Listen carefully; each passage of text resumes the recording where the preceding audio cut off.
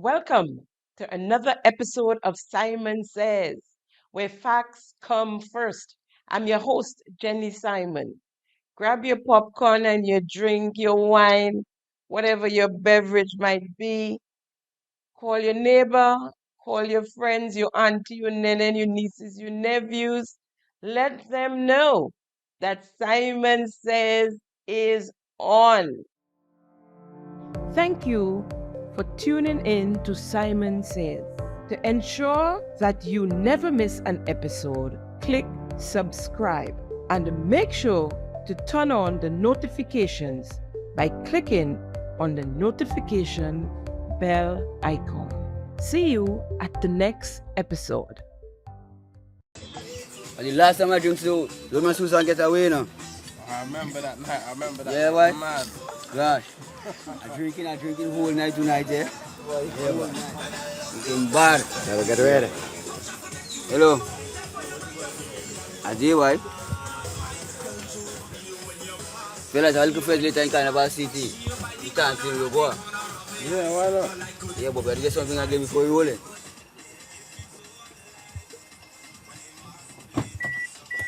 Johnny, where you going? Junior, Johnny drunk. Why you making Johnny drive so?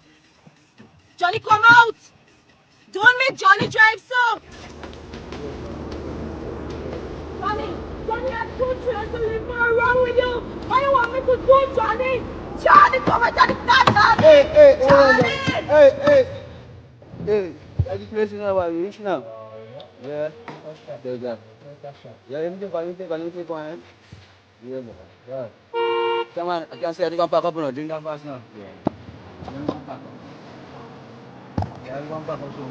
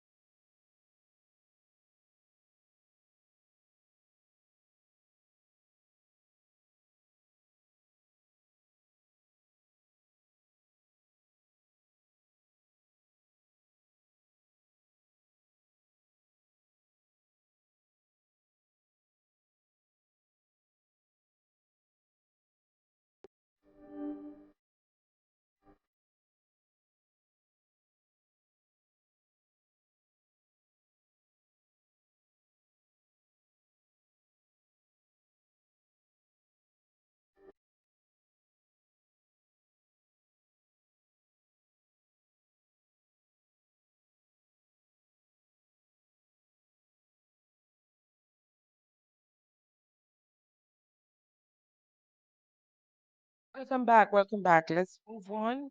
We have a few updates and we'll go along as usual. Now, Simon Says is happy to announce that Miss Roma Harry of Riverside St. Patrick's, whose house was bulldozed, demolished by the Ministry of MIT, and then ignored for months. I brought that story here to you a couple episodes ago. We are happy to say that Miss Harry has gotten some attention and the rebuilding of her house has begun. We say thank you very much. Folks, they're becoming very desperate and it's showing. Someone called my mother's home. My mom is going to be 90 in less than 2 months. Yeah, right? And someone called her home and left a story with my sister about I losing some court case last week, Thursday, and have to pay the person $110,000 plus $7,000 legal fees, and I have 4 more lawsuits against me. My mom's house. I'm a big girl. What? My mom gonna put me across her lap? My mom don't know what's going on about these things. She doesn't follow that anymore. She don't follow that. Just putting fear. It's spreading fear in people, you know? And then there's this AI one clip. Just want to say, come out from behind the AI and the fake profiles and let us have a conversation on the issues. Forget the personality, forget how the person look, forget the messenger. Let's deal with the messages. Let's have a conversation. And today they can't say, all she's saying is lies, but tell me what the lies are and let's talk. Let's discuss what the lies are. But I got a razor pay from AI because a couple of weeks ago, I made newspaper. I was getting $4,000. And according to AI, the AI clip that Ron and Django and them have out there, that I'm getting $6,000. No, $6,000 and living in a basement. I know we have apartments in Grenada, but anyway, not basements. But anyway, I'm living in a basement. But hear me now. I just want to say this to you guys.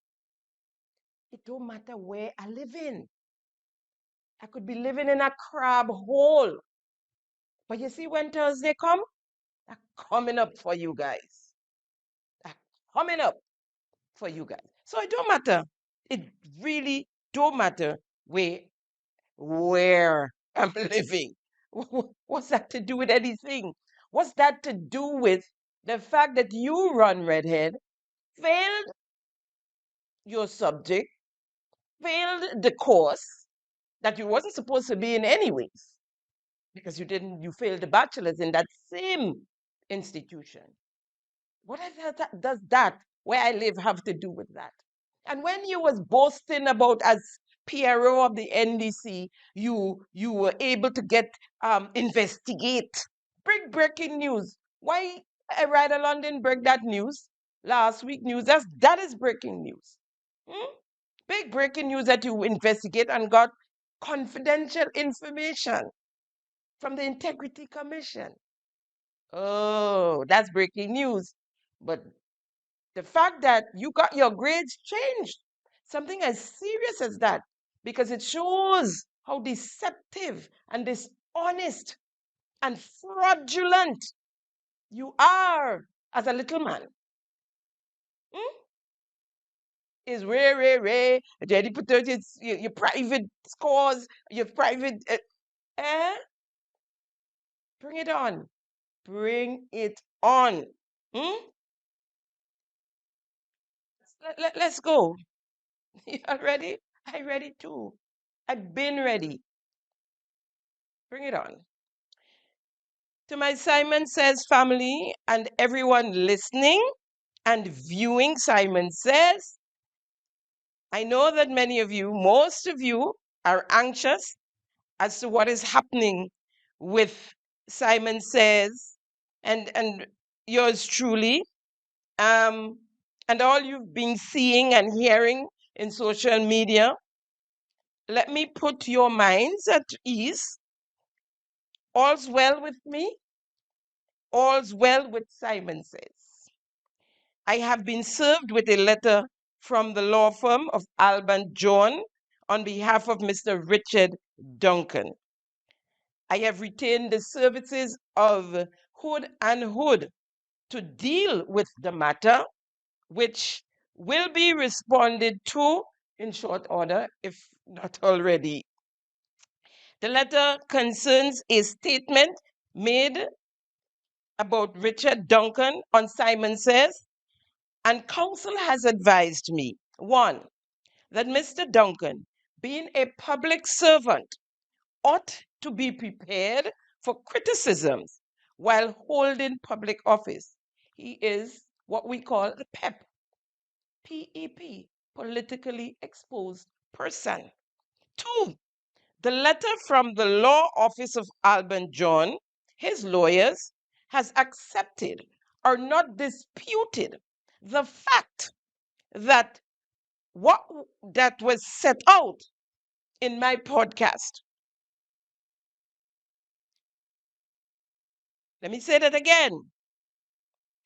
The letter from the law office of Alban John, his lawyers, has accepted or not disputed the facts that was set out in my podcast.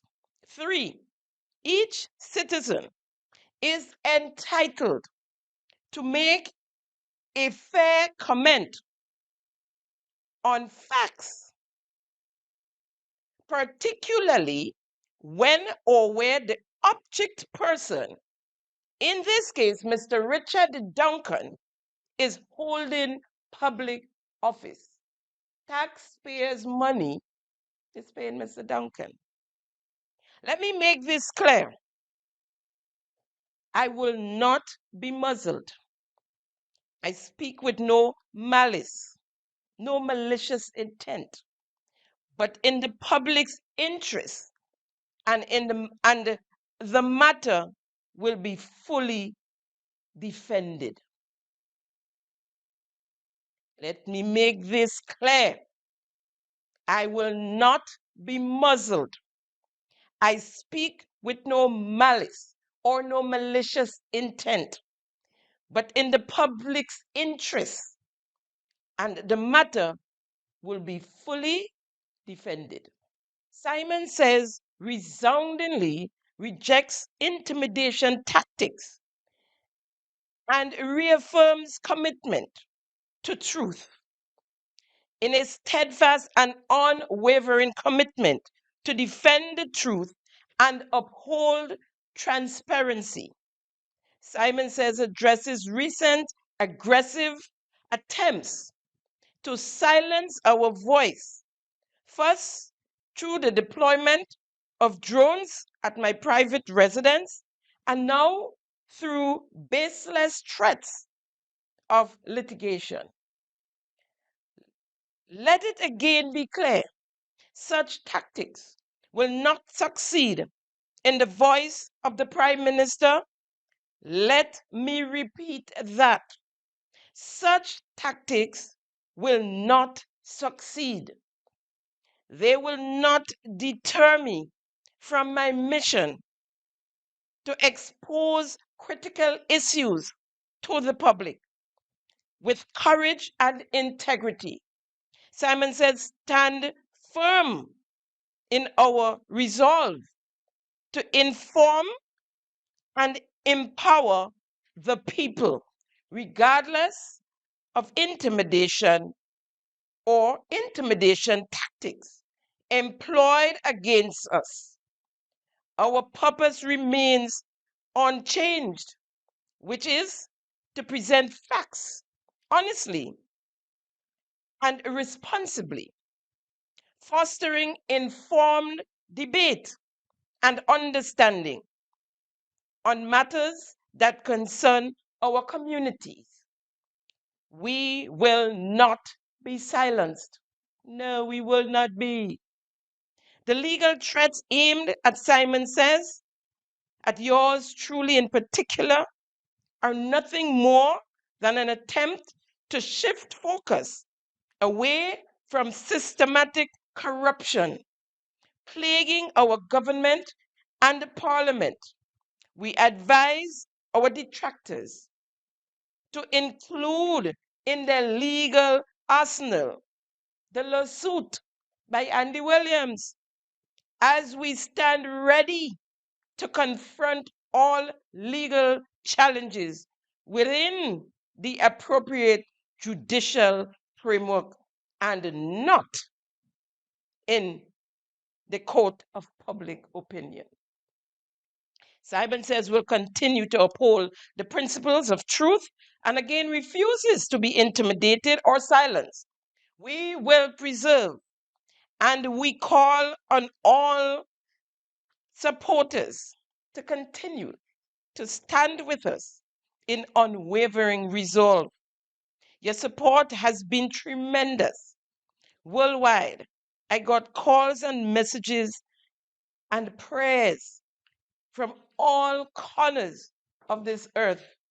And so I want to go on record here, thanking you all for your overwhelming support. It means the world to me. I really do appreciate mwah, mwah, the love that I've received from each and every one of you. I have to say, I love you too.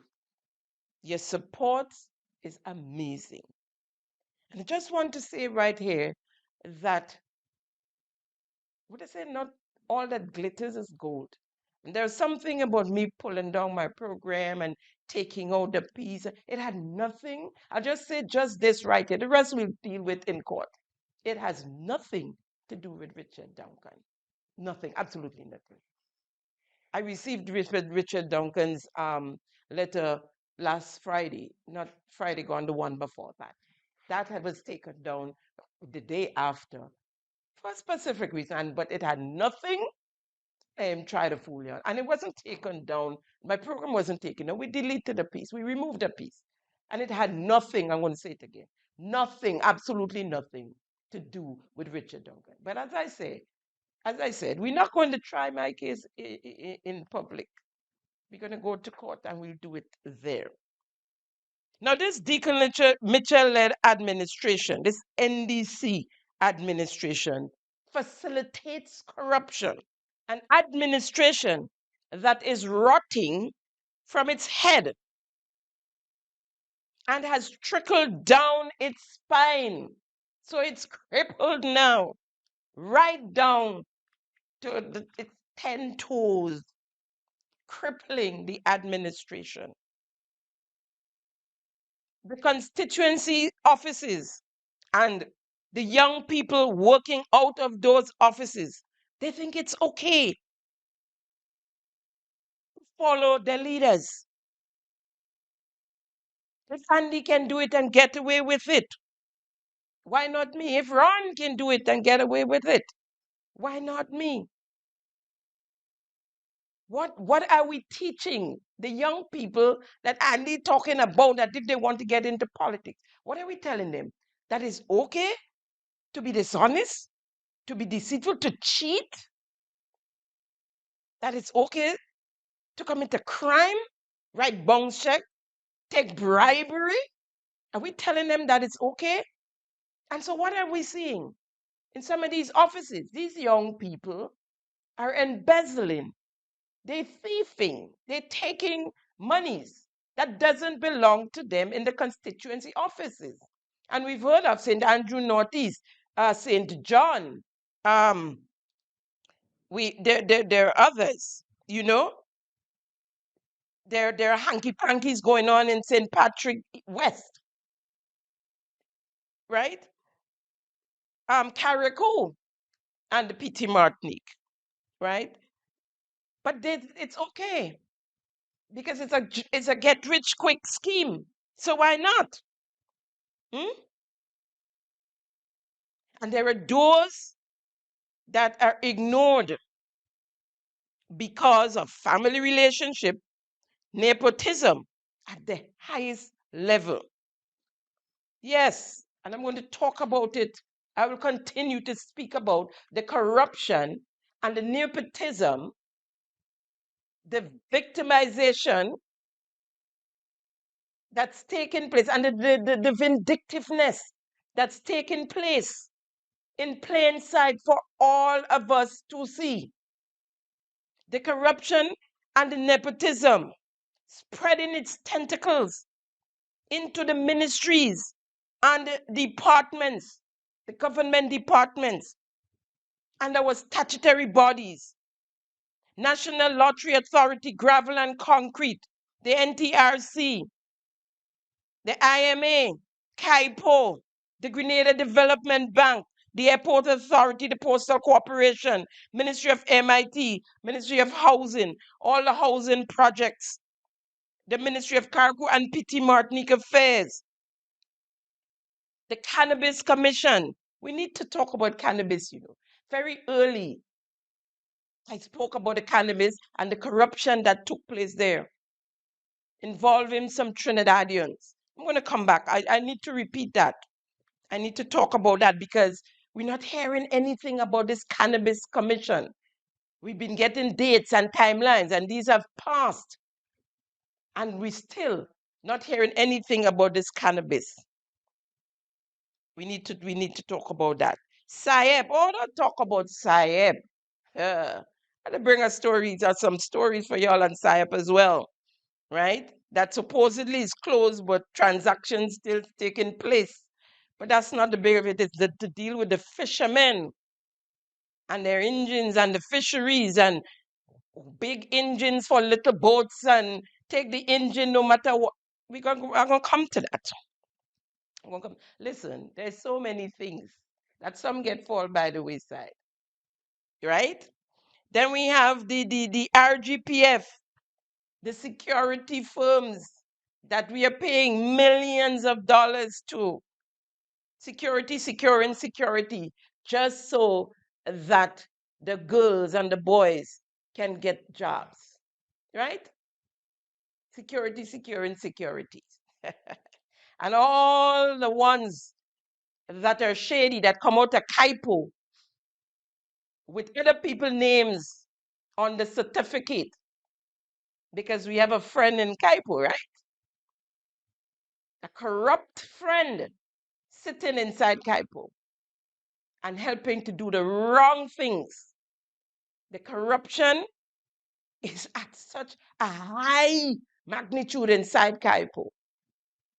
And I'm speaking to Mr. Branch here now. Sir, I haven't heard from you. We go in 2 weeks and counting. I need to hear from you. I'm coming back to you on in the next episode on Thursday. I mean, you just name it. Entities, institutions, departments, ministries, statutory bodies. The corruption is ripe. The corruption is ripe. Bubble, bubble, bubble. Most of these statutory bodies are yet to file their annual report in the parliament. Since the coming of the Deacon Mitchell-led administration, which is by law, Gravel and Concrete National Lottery Authority, NIS is now trying to keep up. They were always good at it. They're doing 20 and 25, 24 and 25, sorry, together now. So they're trying to catch up. They have always been punctual. Port Authority, Nawasa. We need to see the annual reports. Most of them are broke, are well on their way now. When the NDC came into office, there were millions in some of these statutory bodies and entities, their accounts, millions. The statutory bodies are in a mess. By the way, information reaching me is that the National Lottery Authority, the NLA, are struggling to pay their bills, struggling to stay afloat and to meet their commitments. Their bills and commitments to the Whitsuntide Games are not yet paid. Are not yet paid. They have to be turning down sporting clubs and entities for assistance. So much for sports culture and nation building. Removing the ing in building and replacing it with ERS. The NLA is now the stomping ground of the nation builders.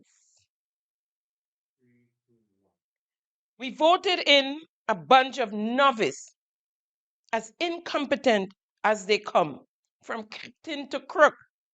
One face loaded with deception and pretense. Deacon Mitchell, the face of the NDC.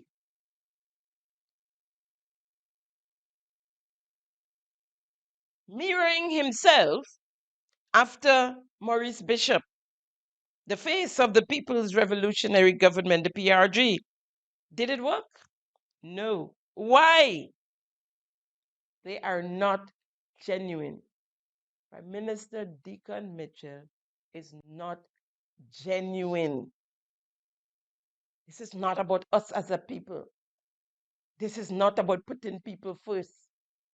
They know love for the people in his and the rest of them, their DNA. For them to sit there and allow it to happen, they cannot. It's about the salary. It's about what they're going home with in their pocket. It's about the perks. It's about the VIPs. Everybody waddling, right? Sometimes they attend events, you don't even see them. You don't know that they're there. Where are they? Inside the little air-conditioned rooms where the foods and the drinks are. These days, more and more, we seem to be heading right back to the 1979, 1983 era. With the spillover from the Revo, more directly from the RMC, nested inside the NDC. But Maurice and his close allies did not generate wealth while in office.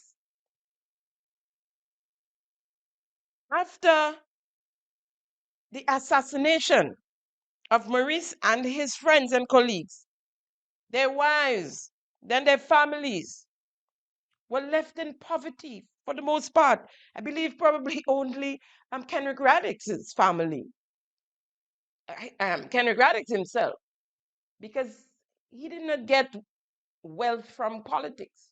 His wealth came from his family. These families, these wives and their kids, some of them had to move back home with their parents. They had no vehicles because the vehicle, the piece of old Datsun or what they were driving, belonged to the government of Grenada. So it's a totally different thing with what's happening now. When everybody driving a big vehicle that they purchased. When Prime Minister Deacon Mitchell is paying $20,500 rent, when Maurice Bishop didn't even own a home. He lived in government's property with his family. Oh, we know about that. Government property is not good enough. It's not good enough for our beloved Prime Minister. What we have here is a bunch of misfits with a get-rich-quick scheme, generating massive wealth. And we must say nothing about it. We must stay quiet, or else we'll be sued. And not just generating wealth, but boasting of it in public places. Money is no problem, says a nation builder. Deacon Mitchell seized an opportunity given to him on a platter by a desperate NDC party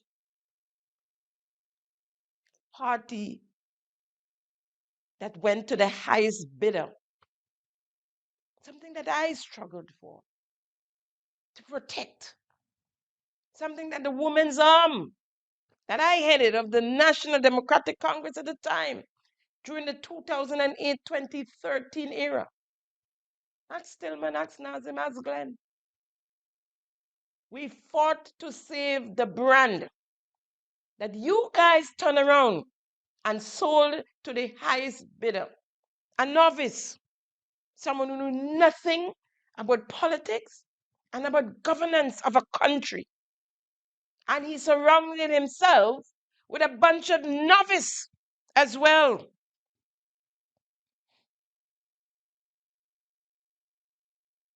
None can help the other. They have no idea about governance. They are incompetent and inept, dishonest, deceptive, and continue to lie to the people of Grenada, Carriacou, and Petit Martinique. To Simon Says, the truth matters. And we will continue to speak the truth. Folks, today I'm being sued for speaking the truth. During the revolution, once you spoke out against the ills, you were deemed counter-revolutionary.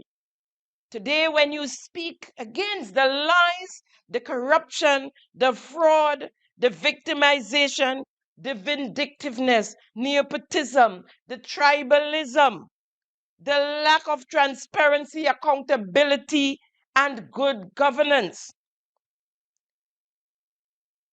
you are enemies of progress.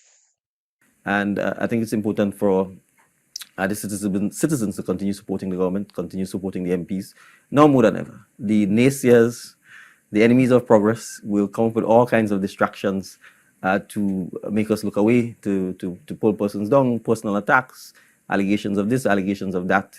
But at the end of the day, I think Grenadians can judge for themselves whether people care about them, whether they're hardworking and respectful and humble, and whether they mean the best for them. We may not always get it right, but I think, as I said, we are not afraid of criticism. That's why we subject ourselves to the citizens in the town halls, in the village meetings, in the community meetings, by walking the streets, by going on the block, by doing a program like this. I could be wrong. I don't know that there's any prime minister who submits himself to the calls. They may have a radio program where they may oftentimes be given information, but I'm here as much as I can every week to answer your questions, to answer your calls, and where necessary to take action and to follow up. So thank you for the opportunity to serve. Laughable. Where is the progress? Totalitarian. If you're not for me, then you're against me. Bare ignorance and arrogance.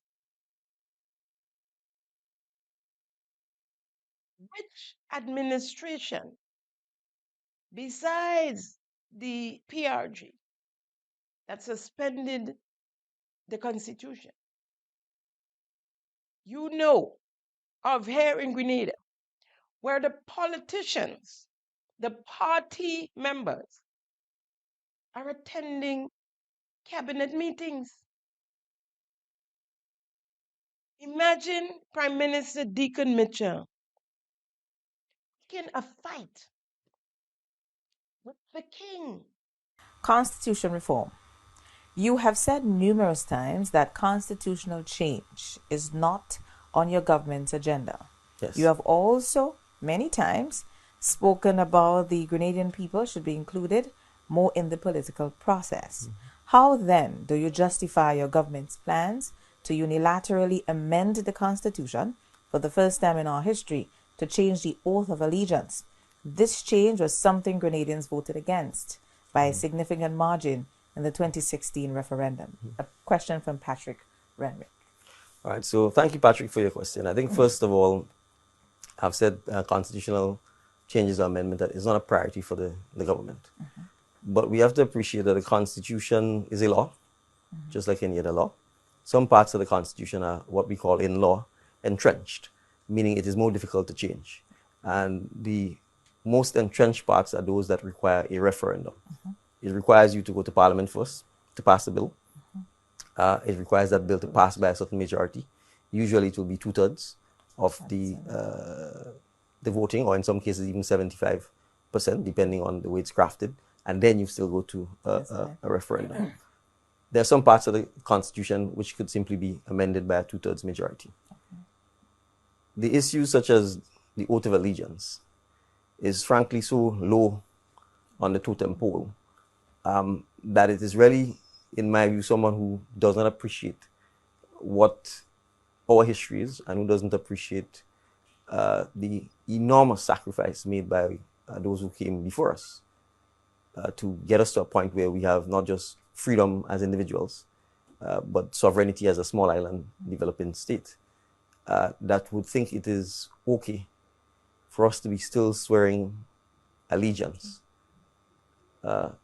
with all due respect to to King Charles, his heirs and successors. And I will ask this question bluntly. Grenada is, yes, a member of the Commonwealth. We have excellent relations with the United Kingdom. We wish for those relations to continue. Just recently, as this week, we had the partnership, for example, in the UK SIF with the Southern Wastewater project. But sovereign countries have excellent bilateral relations. That doesn't mean you have to swear allegiance to the head of a state of another foreign country.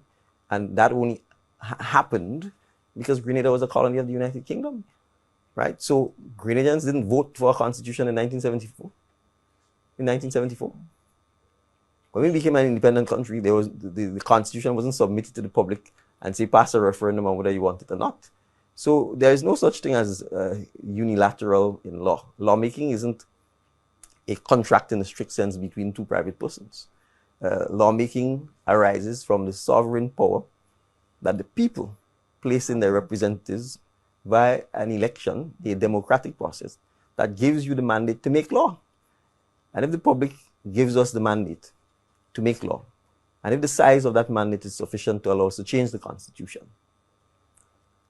via the regular lawmaking process, there's no unilateralism in that. So when we pass all of the pieces of legislation, isn't it the same unilateral process? So I think this is really a red herring at best, a storm in a teacup, but more importantly, a fundamental misappreciation of what this simple amendment to the Constitution must, in my view, do. And I'm satisfied that the majority of Grenadians support this.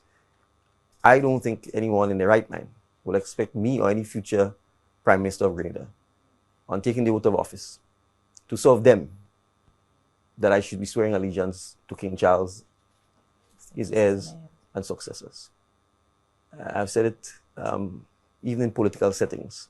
What it is about King Charles that is superior to me, that requires me not to swear allegiance to the people of Grenada, but to him.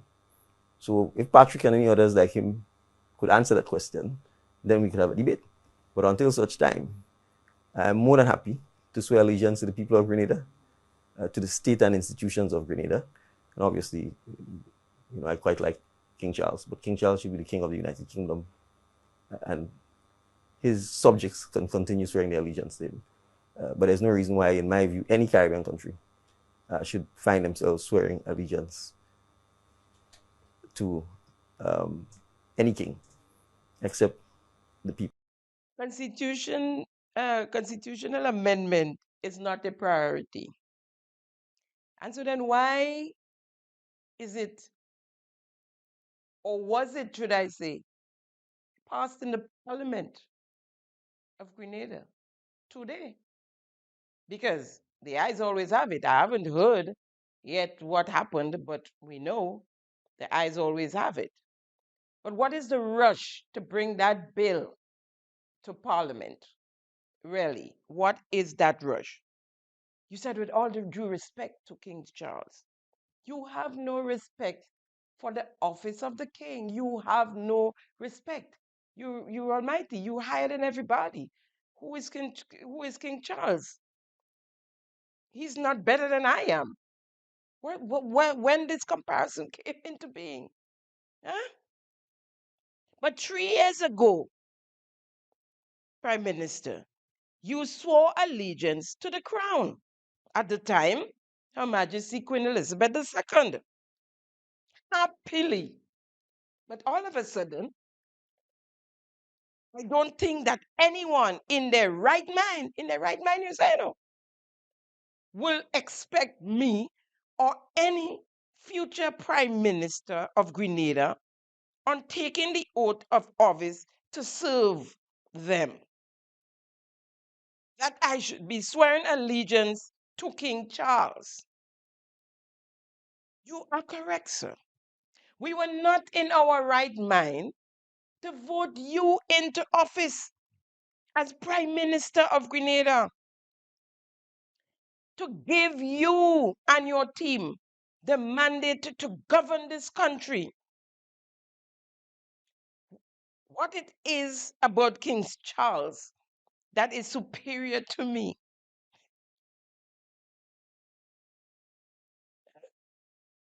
that requires me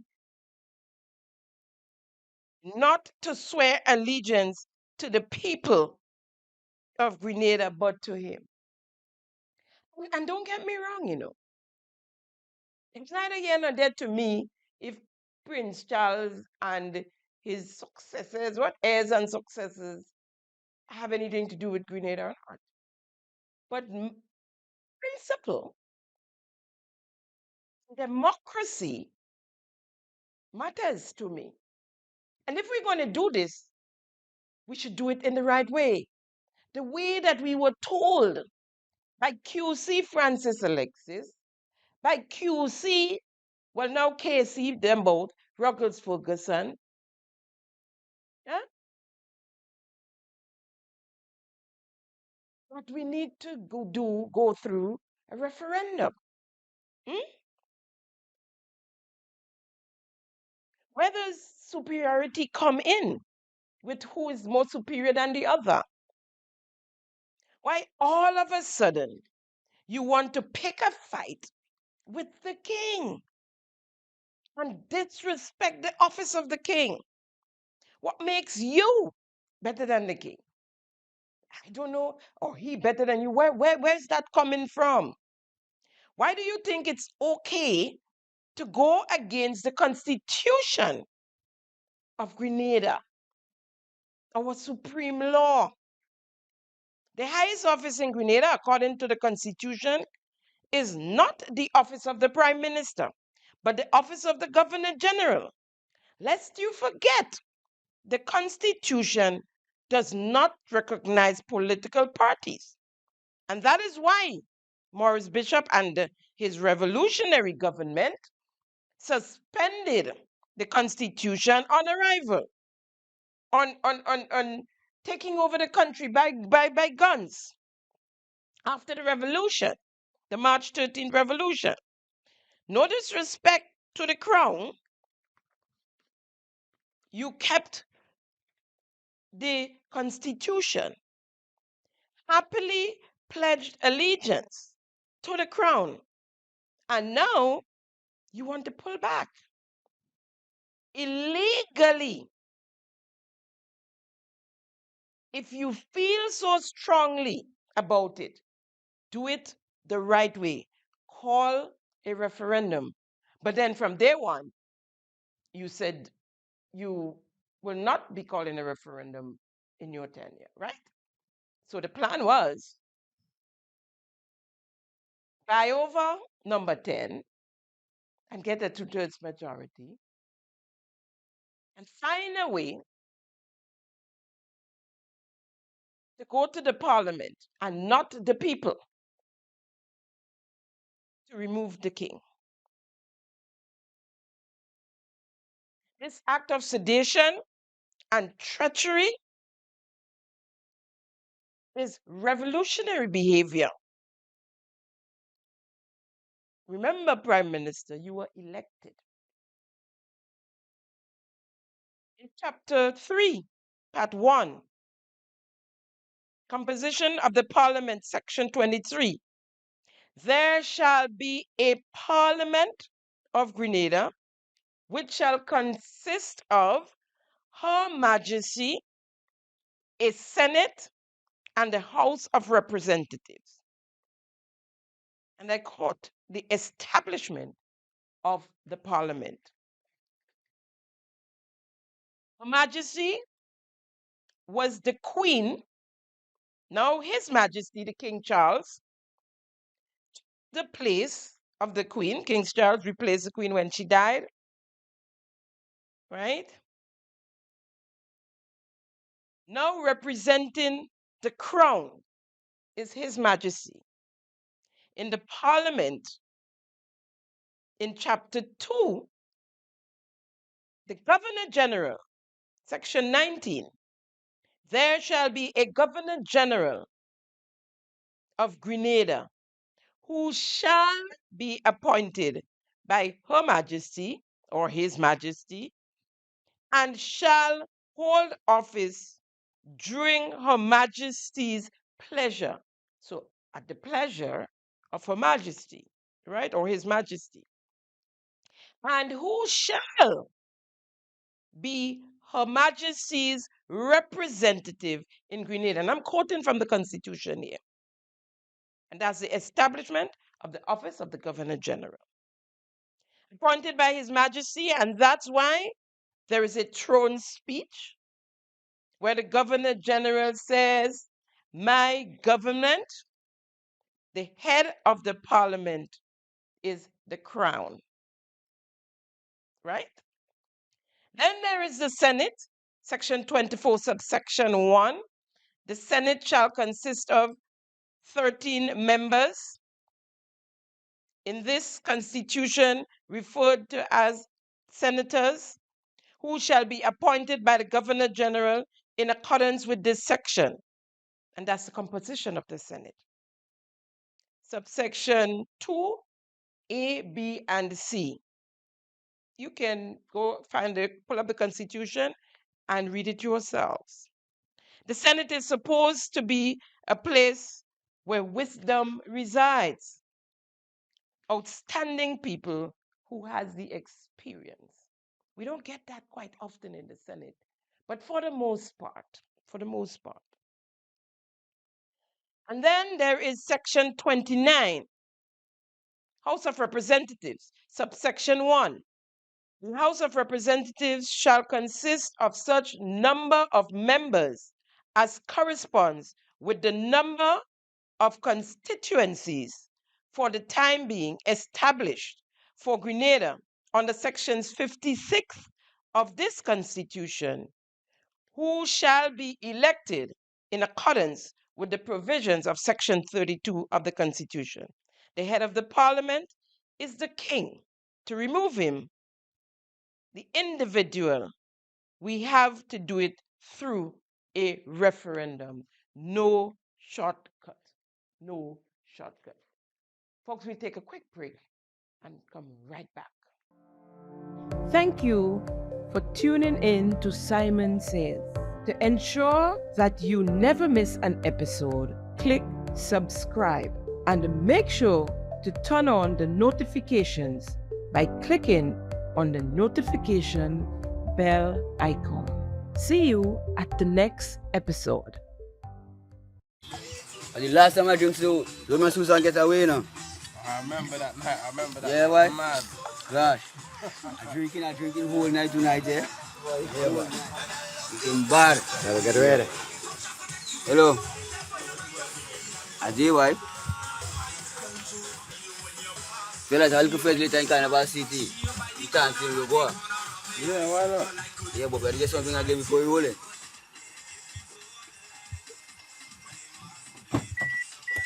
Johnny, where you going? Junior, Johnny drunk. Why you making Johnny drive so?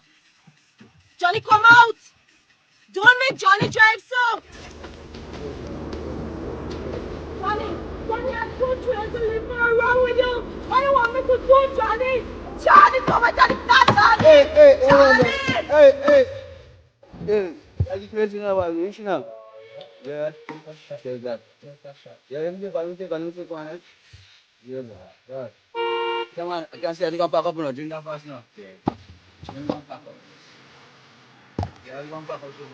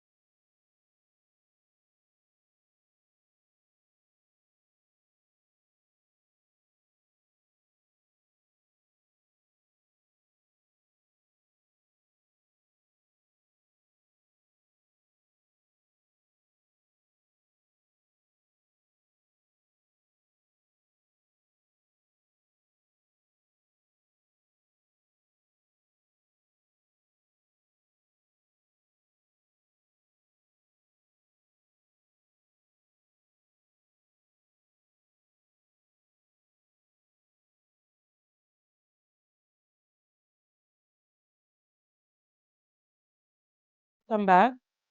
Simon Says endorse that advertisement. Don't drink and drive. So on Sunday, the 20th July 2025, the Minister of Infrastructure and Prime Minister, after several weeks, made an appearance at the Clozier land slippage site. Last episode, I had on my program Mr. John Perry, the General Civil Engineer, geostructural, well experienced in the business. Then on Sunday, the 20th July 2025, he also made an appearance on the Bub Report. I'll share with you some of what was said on the Bub Report. Now, the Chief Technical Officer, the CTO of the Ministry of Infrastructure, Mr. Kevin Blash, was supposed to be on there on the Bub Report as well, but did not show and backed out on the morning of the show for whatever reason. And we could only assume, presume why it happened. Here are some snippets from the Bub Report featuring civil engineer Mr. John Perry, Grenadian, living in the diaspora, and also a villager of Clozier, Mr. Dexter Mitchell. But before we get to the Bub Report, I think it's important for us to step back a bit and listen to the foreman or supervisor on the project. Kishon Gittens, foreman / supervisor on Fari Construction Company, FCSL. Give us an appreciation of where we are and the reason that you all signed a contract here in the first instance.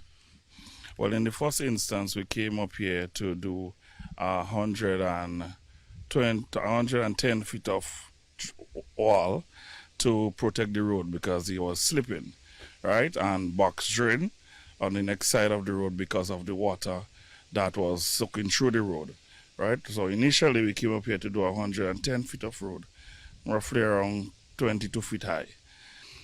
And during the process, explain to us further how your project expanded. Okay, so during the process, right, when we start cutting, we realized that we had to go deeper than initially had to go. So in that process, we realized that the road started slipping more. So we had extended on the wall to cover the area that's slipping, and that is the reason why we reached closer to the house that is in, but we come up with a solution to protect the house through the ministry. We came and we shelved in the wall, and we're gonna put a wing wall to protect the house. In your excavation works, did you identify any of the contributing factors for the slippage of the land? Yes, when we start cutting, we realize that the area up here, you have a lot of springs. So anybody who know Clozier area, they're gonna know that this area up there, you have a lot of springs. So when we start excavating, we realize that where we start cutting on the top side of the road, you have a spring that was soaking through, and that was causing the land to slip. So that is why we had to go deeper with the cutting of the road. So we end up now with a greater challenge on our hand where you have a house involved, right? But the experience we have through the ministry, we came up to a solution yesterday where we're gonna shelve the area and we're gonna put a wing wall to protect the house. And if anybody know what they call the gabion basket, we're gonna put a gabion basket there so the water, what is in the land, because of the mold that is there, you're gonna take out all the water in the land. So you're gonna protect the house. Now, also as a guest, as I said on the Bob Report, was villager Mr. Dexter Mitchell. And this is what he had to say about Clozier and its land as he introduced himself on the program. The unique, I guess, geology of Clozier in respect of what happens there around springs and water and things like that. What can you tell us about that? Because I think that would be important to set up the context of what we're about to talk about. Yeah, thank you very much, Dr. Bob, for having me this morning, and to bring across a different perspective away from all the technical stuff, and hopefully later on we'll get into the human impact of yes, what's happening with the road. This land slippage has been a forever occurrence. Growing up in Clozier in the late 70s, early 80s. Even when you went back to Clozier, there has always been land slippage. And if you go as far down as Florida in St. John, the Florida government school actually had to be demolished in the early 1980s because it started to disintegrate. It was because of land slippage, because the land was moving.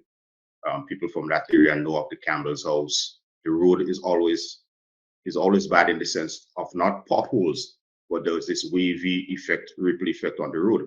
And that has gone from Florida to the Florida Bridge, all the way up past Rosemount, to the hill known as Wellington Hill, up to Mount Felix, and now where we see this thing is taking place. There has always have to be remedial work done because the road will move. Going to school in Shaper School and walking up from Brothers Estate to Clozier, there was always a readily available supply of water on the side of the road. I mean, you could just stop, and there were several springs that you could get, good clean drinking water from. So that has always been there. So it's not something new. I think one of the things that was missing and been in Clozier recently, up to yesterday, one of the things that the several of the residents are talking about is the use of local knowledge. Having the contractors, even with the expertise, speak to local residents who have knowledge of where those sources of water are coming from, because it is impossible to do any work without accounting for the flow of the water. And the water would have to be tapped or dammed or something. But that has always been the case. I mean, to the extent that there is a bridge down in Florida that we refer to as the brick bridge, because the land always moves. The bridge is completely built over, the land moves, it breaks apart, it becomes inaccessible. Even the Florida bridge, which is right off the Florida Gap heading up to Rosemount and to Clozier, in our time, that bridge was inaccessible to traffic until years later it was completely repaired. And even now, parts of the bridge still moves. I think recently some remedial work had to be done. So that movement is always there. Once you leave Rosemount heading up to Clozier, it's basically hillside, springs, and water coming down. So we got a little history there. Now, here's Mr. Perry's response to what Mr. Dr. Mitchell just said there. From Mr. Mitchell here is that in the context of Clozier, it presents a particular unique topography of constantly shifting land. Yes? So therefore, the question I have for you, for someone who has been involved in construction activity, how then do you account for perhaps having a sort of a static plan in place? Meaning you're going in there with one idea in mind around how to treat with that land slippage, but then the land continues to slip, and therefore you have to always reevaluate what to do in that instance. What say you, sir? Well, based on what Mr. Mitchell has said, it's absolutely testifies and actually confirms what I've said.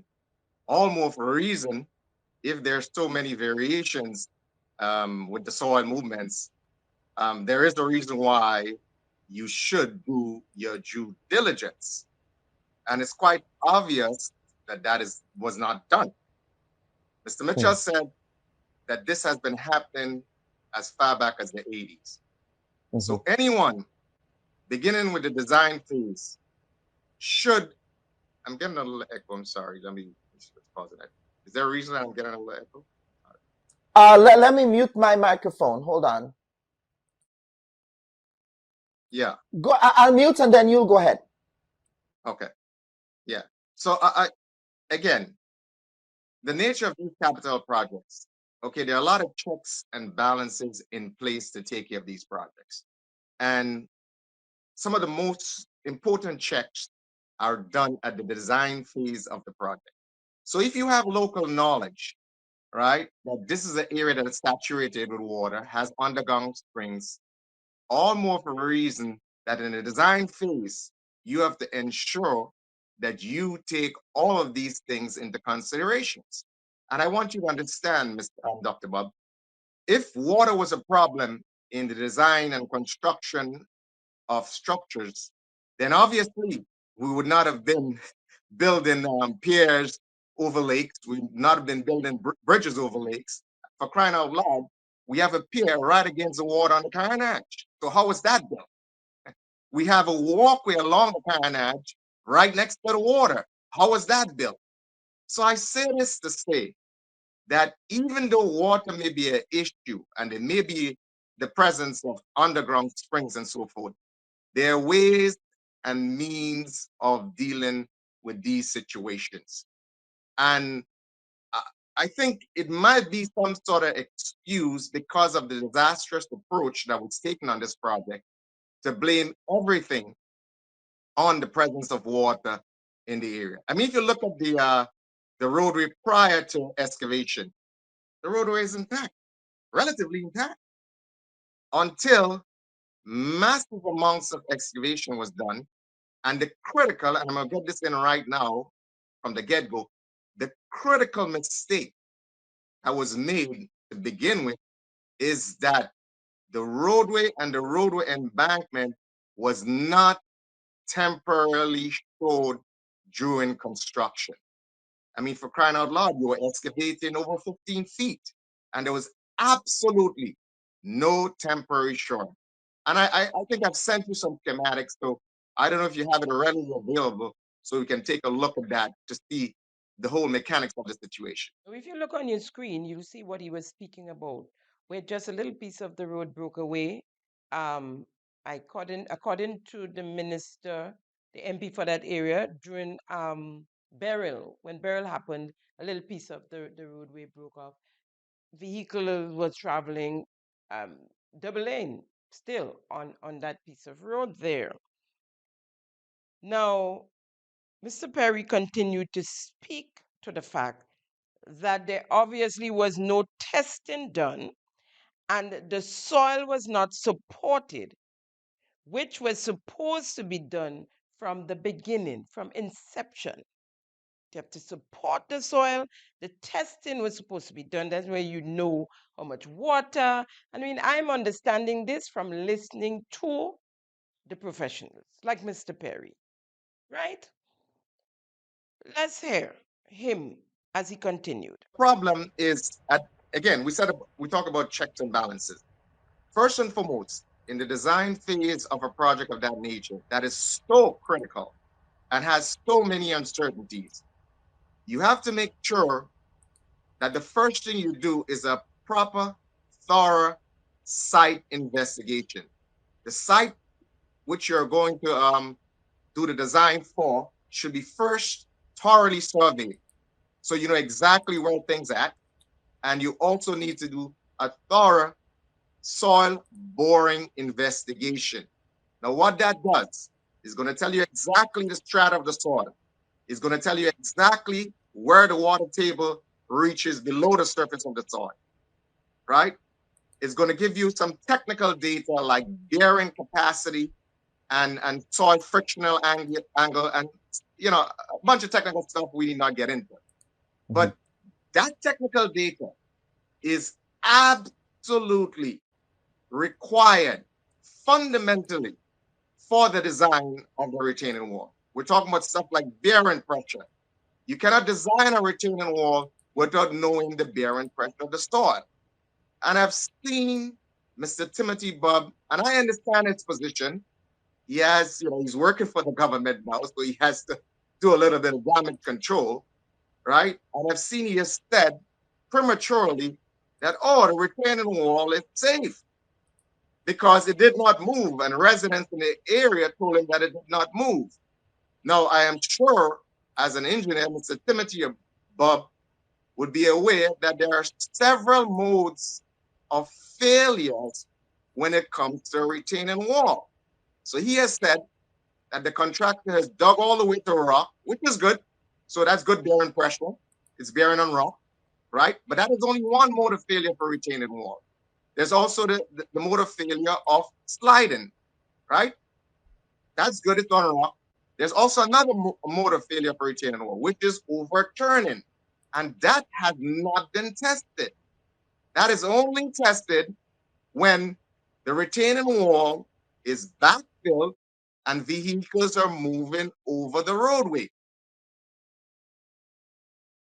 So I think that what Mr. Bob had said was a little, I'm talking about the engineer, Mr. Timothy Bob, is a little premature to say, oh, well, the retaining wall has not moved, so everything is okay. One thing I applaud what he's doing is that he decided that he does need boring investigation, which is a little bit sad because, as we've said, a thorough boring investigation would have provided technical data that would have been required for the design of the retaining wall. So I am kind of confused that a retaining wall will be designed, built without that level of technical data. From the very beginning of this project, this gentleman, Mr. John Perry, was calling on the persons responsible to use temporary showing to stop the moving of the soil. The solutions for future purposes, if you're doing a project of that nature, the first thing you need, okay, is a proper base map survey showing all the existing utilities, showing the extent of the project area, and on that survey should show locations of test bits or boring log, which will give the contractor an idea of what sort of soil, what sort of water table that he or she is dealing with, so they can make the necessary arrangements during construction. And let's go back again. That being said, it's quite obvious that if you're going to do a project of that nature, that you must consider work zone traffic control. And that is simple. How do you control the traffic during construction? Obviously, this was a project where no vehicle was supposed to pass on that roadway because there was an absence of temporary shoring. So as I've said before in previous videos, vehicles are passing on that roadway. It's only going to increase the lateral pressure on the soil and cause failure, as was predicted. It's not a miracle. It's not like magic. It's like, oh my God, what happened? No, it was obviously predictable. The only way you'd have been able to allow traffic to pass in that area during construction is if you had temporary show or brace the roadway. And there are many ways to do that. Okay, I don't know what you guys have available in Grenada, but you could have done some sheet piling if you have sheet piling. I'm sure you do. You could have done a solid pile and log and wall, which is something that it's just common practice in shoring during construction. And that is not a complicated thing. Okay, that is not a complicated thing. I'm sure you have wood beams and I'm sure you have steel I-column sections in Grenada. If you assure the embankment, if you assure the roadway during construction and the building of that retaining wall, none of this would have happened. For crying out loud, you could have used a rake assuring system. At least put something temporarily in place. And it's quite obvious there was absolutely a lack of supervision during this project. Because if there was anybody from the ministries that came out to that site and saw what was going on, anyone with a little bit of experience would say, no. This has to stop. Let's shut it down. And let's make sure we put the right measures in place to continue this construction. Now, you quite possibly have a man who's going to lose his house or half of his house. I mean, I've seen a video where the step is already broken and there's several soil cracks around the man's property. This house is going to go. If something is not done immediately, this house is a goner. So not only do you waste a bunch of money during the construction, now you have to pay this man, I don't know what, $300,000, $400,000, whatever the house costs if it goes. And that's a very high likelihood at this stage. In fact, Mr. Perry is saying that the broken main was as a result of the movement of the soil, and the pressure of the soil broke the water main. Initially, one of the most critical mistakes that was made also, because the soil was not temporarily supported before excavation, what you have is a situation, you have a soil that's not supported, you have a vehicle passing on top of that soil, which adds additional pressure, downward pressure on the soil. Now that soil is going to try to move to accommodate that pressure, and there is nothing supporting that soil. So of course it's going to fail. It's going to collapse. It's going to fail, and that is exactly what's happening. I mean, you see, there's a lot of talk and much to do about the water main broke and that caused the soil to fail, but it's actually the other way around. The soil failed because there was nothing to hold it in place. So once that soil settled, that actually broke the water main that was underneath the roadway. And of course, the soil became waterlogged. But again, keep in mind, this soil is not temporarily supported. So if it's waterlogged, vehicles are passing on top of it, there is absolutely certainty that it will fail.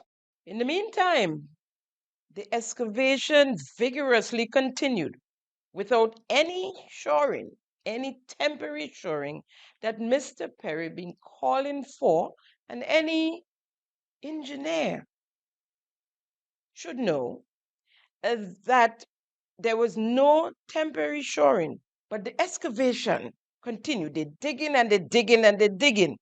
The lands continued to slip, cracks widening from 3 inches to 3 to 5 feet. The house on the top of the slope exposed. Remember, in that first photo that showed before the work actually started, you could have barely seen the house. All you saw was the piece of a roof inside the bushes. But the excavation happened and went right up under the man's property, right? Exposing the house on that top slope. And the excavation taking place right under. Then, of course, would the soil keep moving? The step went, right? The step to the house, that went totally. It went down with the soil. The house itself sitting on moving soil. You have seen photos of around the house, and you'd see some later again, right? The cracks getting bigger and bigger and bigger. Because again, no prevention was installed to prevent the movement of the soil. The roadway became impassable for vehicular traffic, causing major disturbances to the residents of Clozier. Even the residents couldn't pass on that roadway. They had to build a crossover for the residents to pass. Now, here is Mr. Dexter Mitchell on the disturbances caused by people not doing what they're supposed to do and listening and taking advice when given. Mr. Perry is dealing with the technical stuff. I'm not going to get into that. Like I said, I'm more concerned about the effect it is having on the residents of Clozier and Grenada by extension.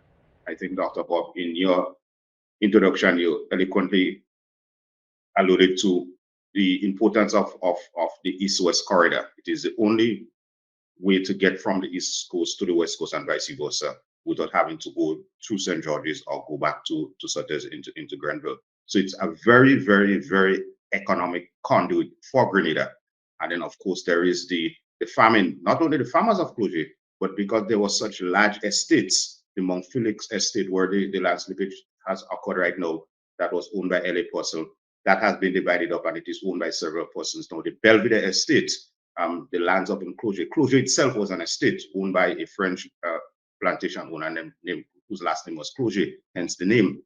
So there are a lot of farmers who are affected. There are people now who have to drive from Guelph and make that route, either go around, go to St. George's, go through Grenvilleville and up to Granitang and through Belvedere to Clozier, or go the other way around. So from that standpoint, the human toll and the economic toll, the social toll is my concern and the concerns of several of the residents. Mr. Perry continued to hit home that the water should not be blamed for the disaster out there at Clozier. The same thing. I totally agree with you, Dr. Bob. And because of that background knowledge with the issues that exist, all more for a reason why I'm not blaming, previous administration. I'm just talking in generality of the situation of whoever engineer or engineers that should be working on a project would know that if those situations exist, that you have to be more careful and critical in your design. Remember, we do design for seismic all the time. They do design for seismic in California. They do design for seismic all over the world. So this is not something that's strange. You can actually design, even in your regular residential and commercial design, you take into consideration seismic design for the worst case scenario of a hurricane, or you take into consideration of the worst case scenario for an earthquake. This is something you actually do in residential design. And you put measures in place. For example, just to give you a little hint, in these major tall buildings and high-rise buildings, there are specific walls called shear walls that is designed to resist earthquake loading and seismic loading. So again, if you're going to embark on such a project, and I do agree with you, I think there might have been some misunderstanding and poor judgment in the sense that they did not understand the gravity of the situation. I don't understand why, because we're used to slippage across the western side. Again, the gentleman, Mr. Mitchell said, this is something that is common knowledge in the Clozier area. So, almost a reason why a thorough, boring investigation should have been done. And again, I keep reiterating, I don't understand how you design a retaining wall in an area that is waterlogged without having all the technical data to do that. And based on what I've gathered, this was designed internally in the Ministry of Infrastructure. And rightfully so, Mr. Alvin Brong, he's the permanent secretary. Right. Yes. Great. Awesome. So he has said that he saw the need. So I'm glad he saw that need to look towards outside consulting, because obviously he felt that this cannot be handled internally. And that is not unique. It's okay. It's not a reflection of the horrible nature of the Ministry of Infrastructure. It just means that they may not have the technical ability currently to handle it. He went on to say that there should have been site supervision from the Ministry of Infrastructure. Yes, again, we're talking about checks and balances. Now, I said at the design phase, there's checks and balances. No matter how good of an engineer you are, there's always a lot of cross-checking at the design phase. That is critical. That's the first step. I mean, I'm sure in your discipline, there's always, in every discipline, I think there's some sort of cross-checking to get the most efficient product. You see what I'm saying? So at that design phase, there's checks and balances. In the contractual phase, right, when this is being built, there's another check and balance. And the critical check and balance is supervision of a project. And that is why usually you will have an engineer on site from, more than likely, the Ministry of Infrastructure representing the government's interests. That is critical. We know the nature of this business. Contractors on a whole, anybody who ever dealt with contractors, even in residential construction, will tell you that contractors sometimes, I'm not saying this is the case on this project, but obviously there was mistakes made and we know where the responsibility lies. But it's a known fact throughout the construction industry that contractors will try their best to cut corners and to make as much money as they can on a project, because installing certain things may be additional cost to them. So that is why usually you will have a resident engineer on the project who is representing the government interest to supervise the project to ensure that the project is being built according to the contractual documents, or what we'll call locally according to the drawings. That is the importance of a resident engineer, so that no corners are being cut.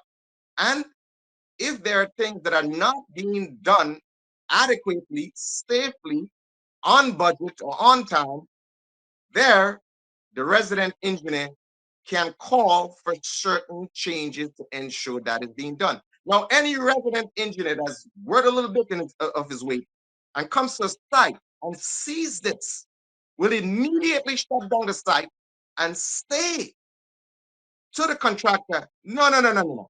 You cannot pour a 14 wide footing with 16 feet of soil hanging over men in the trench. That is absolutely horrible construction practice. Now, finally, the Ministry of Infrastructure saw the need to engage outside help. Outside meaning outside of the ministry. Engaging local civil engineer, Mr. Timothy Bubb. And this is what he had to say in this clip, this GIS clip, together with the permanent secretary, Mr. Alva Brown. We felt the need to move our consultancy, our consultations outside of the expertise at the ministry and engage with Mr. Bob, who is a very senior engineer consultant on the island, to come with us today to have a look, to provide some guidance, some of his expertise as to how we can continue to ensure that the entire roadway doesn't collapse and we're able to build back this safer for the people of Clozier. We are ensuring that every day that the villagers have a safe pedestrian way to move to and from their homes, to conduct their business, to go to work, etc. In my conversations with them, I've been here 2 or 3 times already, my second time this week. And in my conversations with the villagers, I keep apologizing for the inconvenience. And the feedback I'm getting is that, well, we understand what is happening. On Sunday at 4 o'clock, we will be back here with the Minister for Infrastructure, who is also the Prime Minister, and the MP for the area, to meet with the villagers, to hear the concerns, and to see how we can alleviate some of the challenges that they're facing until we are complete with this, what has become a major project. During the visit, Civil Engineer Bob highlighted his assessment of the site and the proposed works which are now to be discussed and decided by the ministry. He further reiterated the sound and good structure of the retaining wall at the site, which has maintained its position despite the slippage. I spoke with the contractor. I also spoke with a resident who's living in the immediate vicinity of the area. And from what I gleaned from my conversation is that this area was an area that's traditionally been saturated. There seem to have been springs in the area. When the excavation was done for the wall, what would have happened is when they excavated for the foundation, it seems like the water which was saturated in this area found an outlet from the excavation. So as the water flowed out, the soil dropped. The good news is all the movement that has taken place around here has not affected the wall that has been constructed. The wall has stayed where it was constructed, and that's because I was advised that the contractor excavated down to rock, and so the foundation of the wall is on rock. So the wall hasn't moved. So the wall is fine. So the wall can continue to be built where it is. So I would say that side where the wall is, that's more or less been taken care of. The wall is on rock, and they found rock there. The opposite side is where one needs to focus, because that's where the water is coming from. So what would need to happen here? Well, first I would recommend that they do some DPLs, some borings, some geotechnical investigation, so that we can determine how deep the rock is, and then a solution would have to be devised for this area, either a wall or a wall with a drain, or a wall with a drain and also a deep French drain, to take care of the water. For the wall itself, there's no further assessment needed there because the wall is on rock. And as I said, the wall has proven itself because everything is moving around it and it stayed where it's being constructed. The assessment has to be done on the opposite side, where the water is really coming from. And so once that assessment is done, then the best solution to deal with the water on the opposite side would then be ascertained. Moves well recognized by the expert, Mr. Perry, though somewhat late. But as the saying goes, better late than never, right? Then it was announced that the Minister for Infrastructure, Deacon Mitchell, would visit the site and meet with the people, the residents, the villagers of Clozier on Sunday, the 20th of June, 2025. If you look on your screen, you'll see Prime Minister there, Sweet Mandore, visiting the site.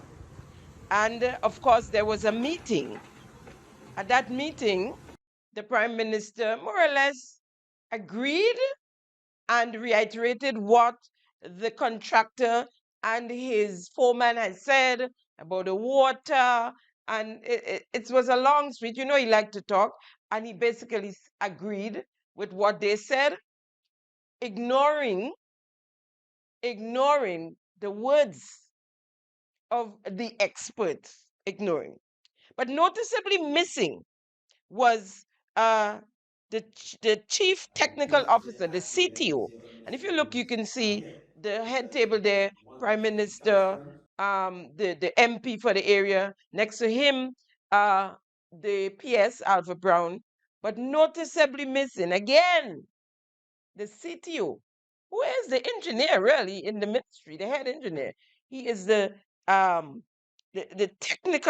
chief technical officer, Mr. Kevin Blash, was missing from that head table, right? The Prime Minister, as I said, basically spoke the words of the constructor that they hired to build a wall and to do a few box drain. Didn't think that they needed to do the test. And so, knowing the soil and the saturation of the soil in Clozier with water, and of course, blaming the broken main and for the excess water that came from there for the slippage. Not saying there was no temporary shoring to secure the soil and to keep it from slipping. Exactly what the experts, the engineer, and the villager, the guest on the Bob report, guarded against.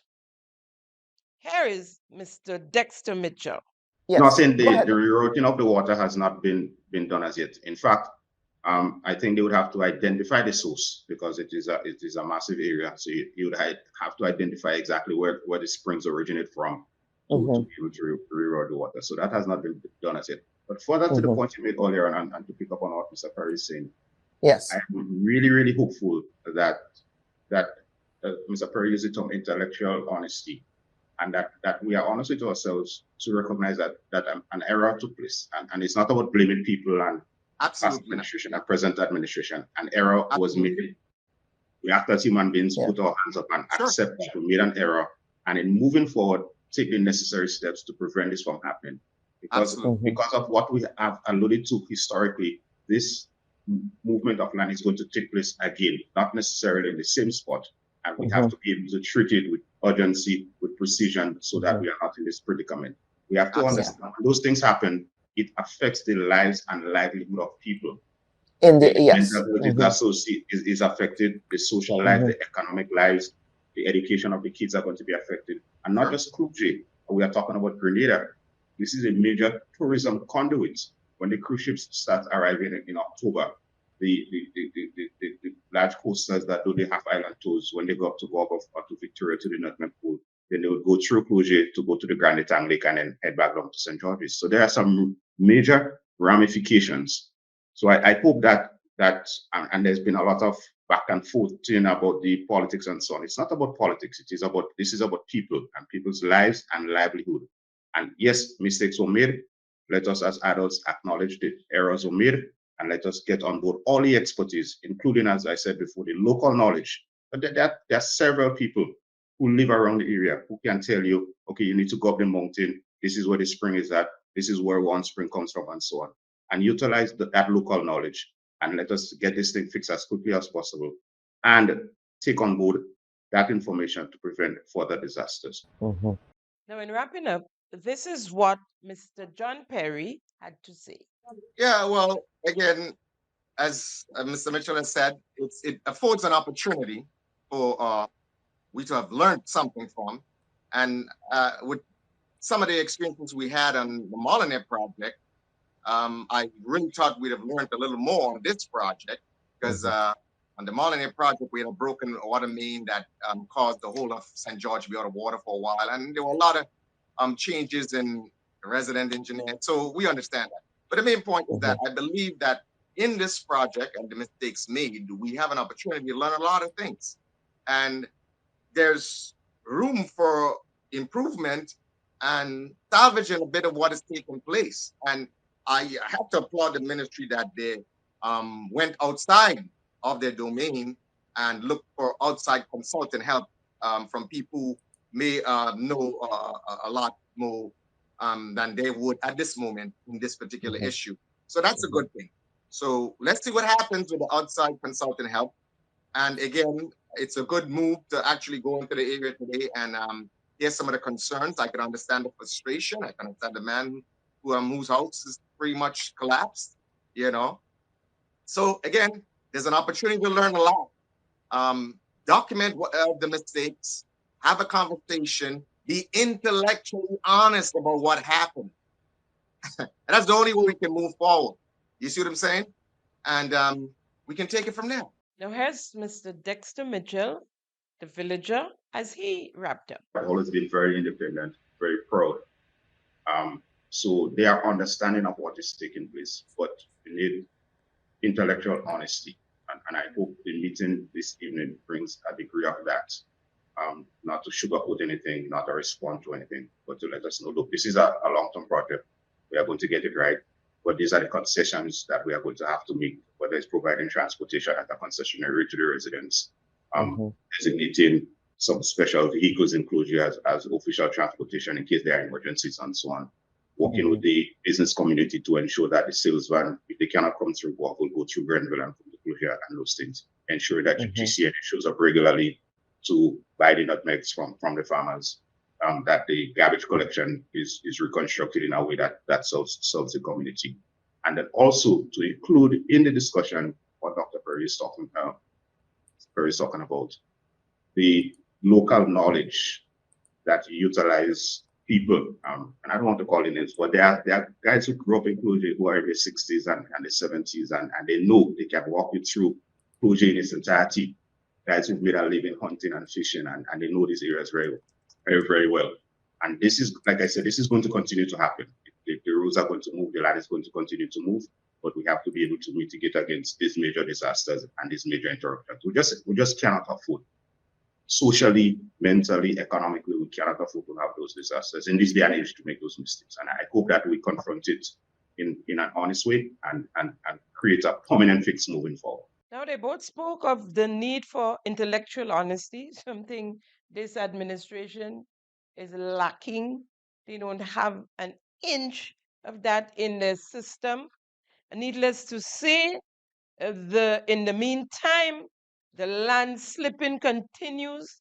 The pedestrian crossing over the crossover that they made for the pedestrians, that has been shifting and moving and breaking up overnight, every day, and they have to change it. If you look on your screen, you can see we are showing you here the crossover as it was on Monday, Monday the 21st of July 2025, Tuesday the 22nd of July 2025, and Wednesday, the 23rd of July 2025. Look at the difference. And every time it break and they patch it up. If you look at this morning, if you look at Thursday, this morning, you'd see the photos of the house, and it's hanging now. The soil had moved from under that section of the house there. I think it's right there to your right. It's hanging, literally hanging. Right now. So the soil continued to move. On Tuesday, the 22nd of July 2025, a view of the project and the surrounding areas. For the first time, we get to see the surrounding areas was released in video. Compliments of Mr. Jack Butcher and Associates. Here is a prelude to that video by Mr. Perry John, or John Perry rather. Fooling me. And it makes me very suspicious, especially with the design of that retaining wall.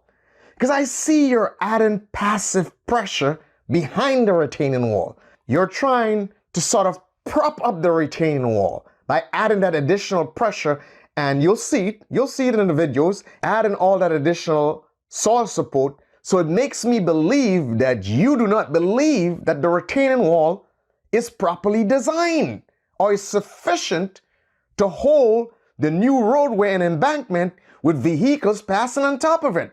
The question is, was that retaining wall checked for a situation where you might have had an H20 loading passing over the roadway?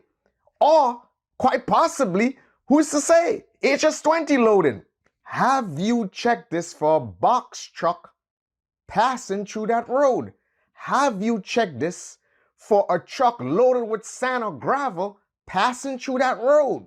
Nowadays, there's the heavy vehicles passing all over the place. What if someone is building a house somewhere way up in Clozier, and then a truck with gravel or a truck filled with sand has to pass through that road? Is that retaining wall going to be able to take it? So your outside consultants, instead of coming and say, oh, well, the retaining wall is sufficient and doesn't need no more analysis, that I am very suspicious of. Because if your outside consultants had come and said, okay, well, I think we're going to do some manual analysis, or we're probably going to do some modeling with a software or something like that to check to see if that retaining wall is sufficient, and that can be done. But they didn't say that. It says, oh, I think it's sufficient, without doing any concrete design checks. You approve and say, oh, well, the retaining wall doesn't need any more analysis, when you would have known that no technical data was used in the design of the retaining wall. It means that all the fundamental data that was required were based on assumptions. And as you outside consultants may know, if you're dealing with dry soil behind a retaining wall, then guess what? It's only one load distribution. However, if you're dealing with a soil that's waterlogged or has a water table, guess what? You have about force distribution behind the retaining wall. Was that considered?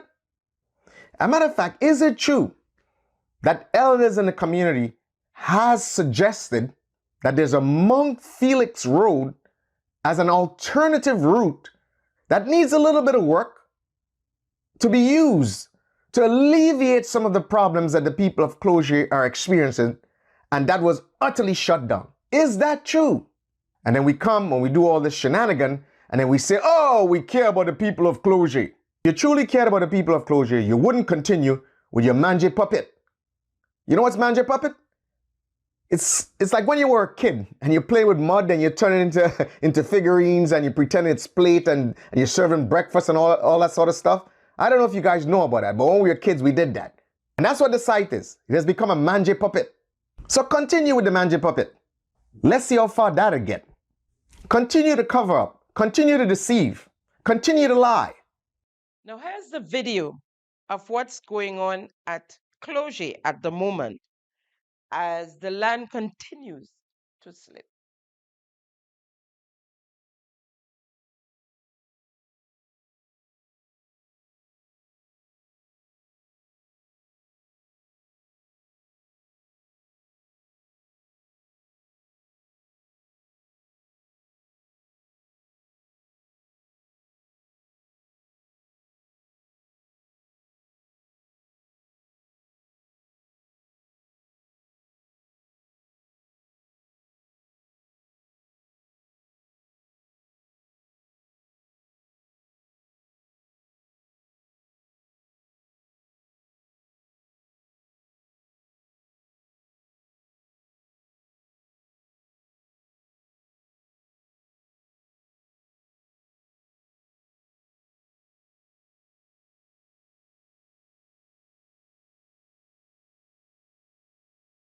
And there you're seeing that pic where they're trying to put some additional soil at the back of the retaining wall to add some sort of extra passive pressure to sort of help prop up the retaining wall.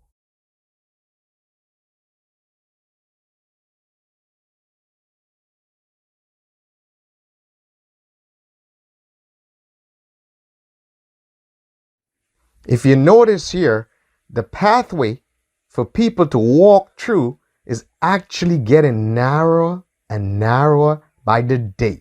Because you see that top slope?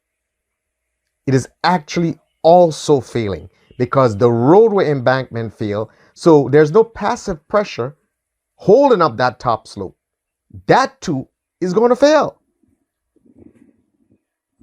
And further behind that top slope, what would have been the other side of the roadway, behind the bushes into the land, there's massive shear failure because there is nothing holding the soil in place. So what will have to happen now, as the Prime Minister said, on the other side of the road, what would have been the other side of the road, retaining walls will have to be built there also.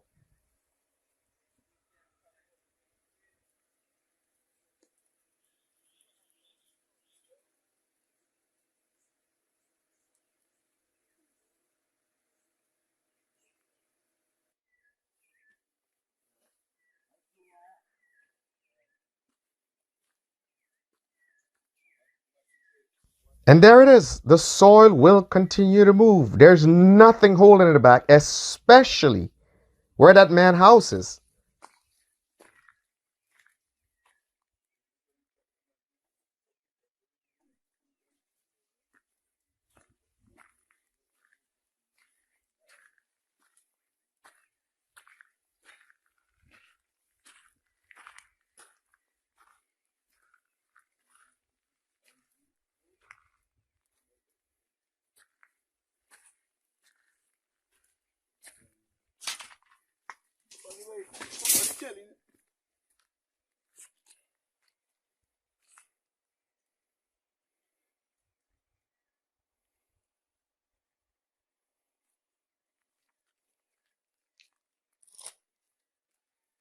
Okay, that's another place again. Okay, keep going. And here you're going through the farmer's land. That's on the upper slope. Look at the size of that shear failure. Look at the width of that shear failure. That just tells you how deep that shear failure actually is. What you gonna do to fix this man's land? What you gonna do? Slide everywhere. All in the back there. In the land, you slide. All here drop. All here sliding. You see? Whoa, look at that massive shear failure. Yeah. All here. Now that's why I tell you, Jack Butcher did an amazing job because no one showed this to us. This man's land is freaking devastated now. So I'll let you go. And not only one spot.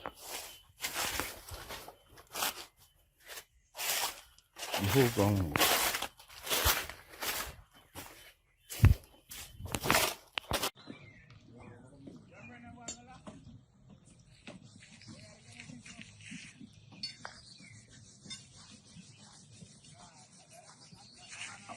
See right along the shear failure? You know how deep that shear failure runs? That whole aspect of that slope could collapse. And then you have guys working in the bottom of that slope. Now let's wrap this up with our expert engineer, Mr. John Perry. So there you have it, my friends. Instead of focusing on site stabilization, they're still just plowing ahead when I've said that the first order of business should be, and this is just common sense. If you have an unstable slope, what should be your first order of business? Slope stabilization before you do anything else. But instead, they're just plowing along, excavating away, trying to build the wall away. That is not the way to go. I'll leave you with some photos of yesterday afternoon, evening. before dusk and this morning of what's going on up there at Clozier, and look at the difference. Pay attention, pay close attention to the difference in the widening of the cracks and the continued land slippage. In closing, folks, it is obvious members of the Cabinet of Grenada are not all on the same page when they do programs, talk shows, press conferences, DM the PM. They make up stories as they go along and answers to questions, what I call pay as you go, right?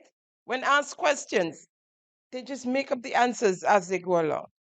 On the Prime Minister's final episodes, shocking, surprisingly so, because we didn't hear if there were going to be different seasons.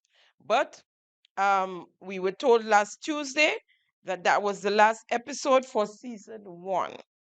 In that episode, a caller questioned the Prime Minister on a few issues. Let's hear the caller. Minister, Mr. Agnes Mitchell. If I want to if I forget about Carrico and Peter Martinique, the people are going to like to know why are $40 million have to spend in Grenada and $20 million have to spend in Carrico, and it's Carrico that get damaged. And we're going to like to know when the material going to be starting to give back, so the people will start to build back the house, because now we're in rain season and it's well ridiculous in Carrico. And final question, I would like to know, and the people in Carrico would like to know, if you and the MP for Carrico is on good terms, because find it ridiculous in Carrico. Thank you. All right, so thank you very much for the question. Myself and Honorable Tevin Andrews are on excellent terms. Up to yesterday, we were speaking. We had a very, very long cabinet meeting that actually ended about midnight last night because we were dealing with a number of important issues. So yes, we are on excellent terms, not just me and him, but himself and the entire cabinet of ministers and MP are on fantastic terms. No, we have not forgotten about the people of Carrico and Petit Martinique, nor can we forget about our brothers and sisters in Carrico and Petit Martinique. And we are acutely aware that we're in the month of July, and 1 year ago, Carrico and Petit Martinique was ravaged by the hurricane. And I want to emphasize this. The government has dedicated significant time, effort, and resources, and is continuing to do so to address the challenges that our brothers and sisters face in Carrico and Petit Martinique.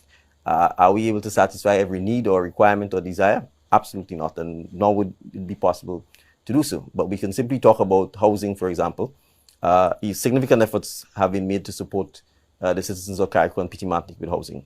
As you're aware, we started off by removing all taxes on building materials associated with the repair work, not just in Carrico and Petit Martinique, but also in St. Patrick, St. Andrew, and other areas where people are impacted. I'm not sure if you're aware, we've also, in an attempt to even facilitate the faster provision of homes, we've bought prefabricated homes and we are deploying them in Carrico so that we can lessen the period it takes to repair or rebuild homes. The Ministry of Mobilization, Implementation and Transformation, together with the Ministry of Carrico and Petit Martinique, have been building back better homes in Carrico for citizens who've been impacted by it. As you're aware, it was through our relationship with the government and people of Guyana that we had the Guyana Defense Force in Carrico and Petit Martinique for a significant period of time, not just fixing all of the schools. So I'll just give an example.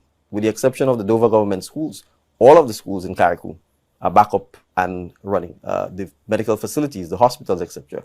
There was significant damage to the environment. We cleaned up at enormous costs to the citizens of Grenada, Carrico, and Petit Martinique, the boats, the debris, etc., etc. We can go on and on. Grenada Development Bank was provided with significant funds to help the business people in Carrico. I could show right there in Main Street, people like Wayne and so on, their buildings were repaired through the financing provided by the Grenada Development Bank. So as recently as the opening of the fish market in Carrico and Petit Martinique, we, not just myself, but many of the cabinet ministers were there with Minister Tevin Andrews to witness the opening of that facility. So I love Carrico and Petit Martinique. I wish I could spend a lot more time there, but I'm the Prime Minister of Grenada, Carrico, and Petit Martinique, and so naturally we have to spend our time everywhere. And then finally, I am not so sure where you're getting the figures about how much money was spent in Carrico as opposed to how much money is spent in Grenada. But while Carrico is an island, it is still just a constituency.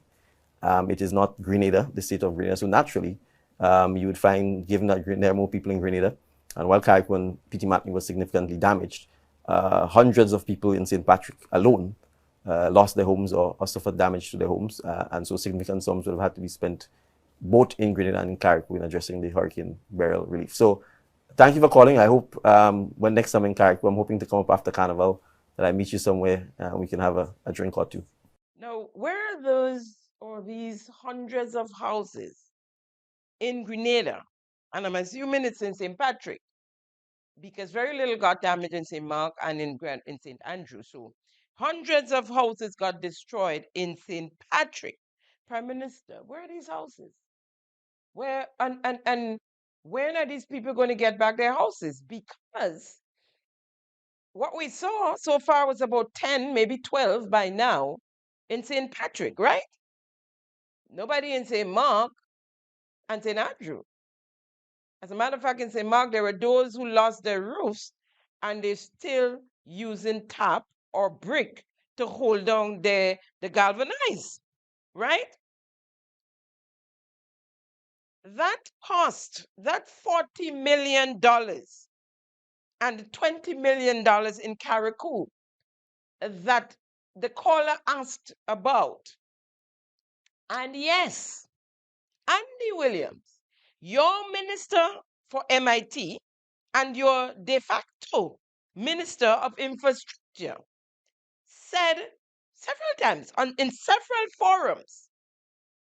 Here's one of the time he spoke of his $40 million spent in Grenada and $20 million in Carriacou.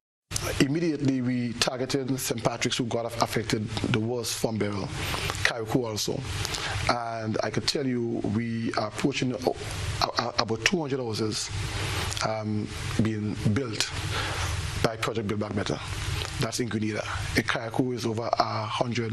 Carriacou and Petit Martinique together is close to 150 around there. That is being built and that is continued to build. What's the target number? So we are looking at over 200 for Carriacou, and also in Grenada at a point in time. Yeah, we are in total we're looking at about close to about 300 houses in terms of that got. So we, after the hurricane, we assess the damages from level 1 to level 4. And the level 4 meaning the worst. And when you look at the worst, it was over like 300 houses. But besides building houses, we assisted people with materials for repairs. We assisted people who've got damage that just needed a replacement in both Grenada and Carriacou. We have spent over $40 million on Build Back Better in Grenada alone. And that is so far? So far. Is that number likely to increase? Well, this year, we have done a lot this year also. When it comes to Carriacou, I could tell you Carriacou spent over $20 million, again, in just building and materials.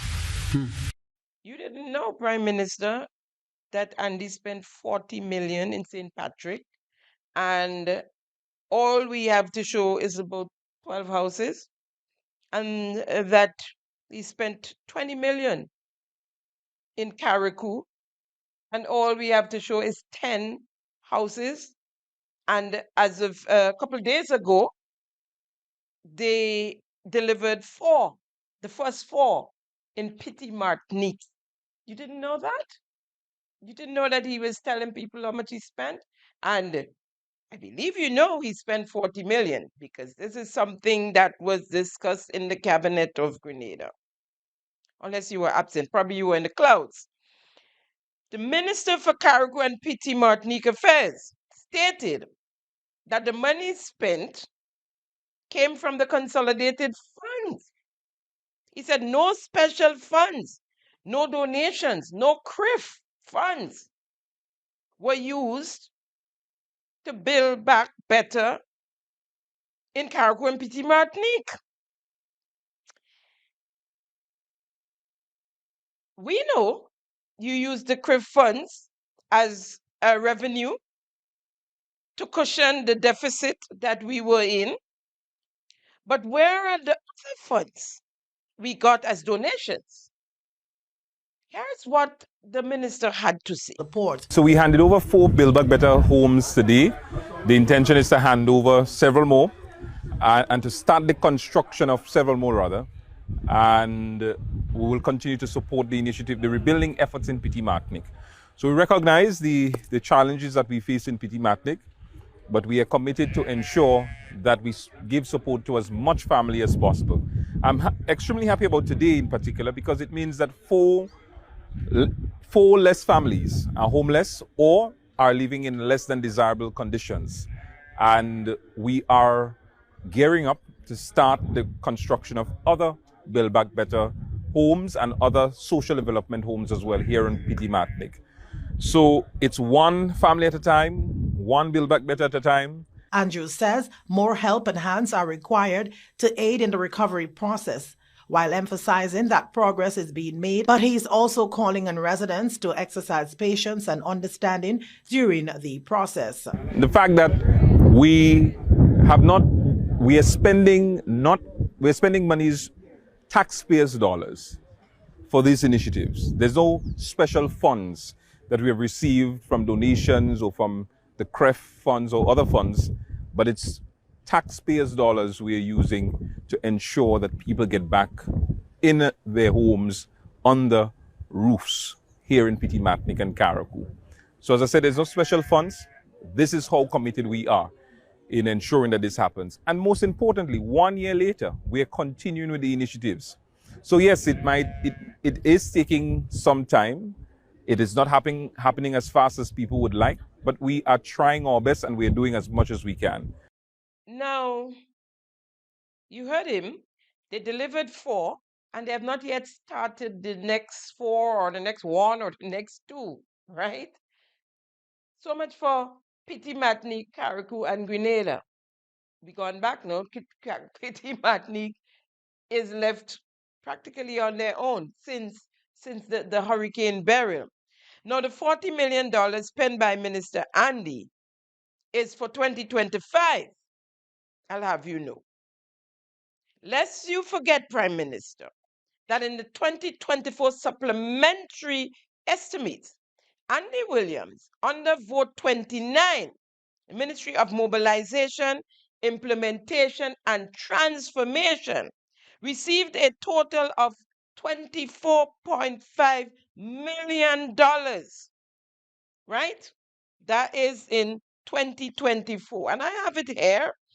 I have the doc right here, right?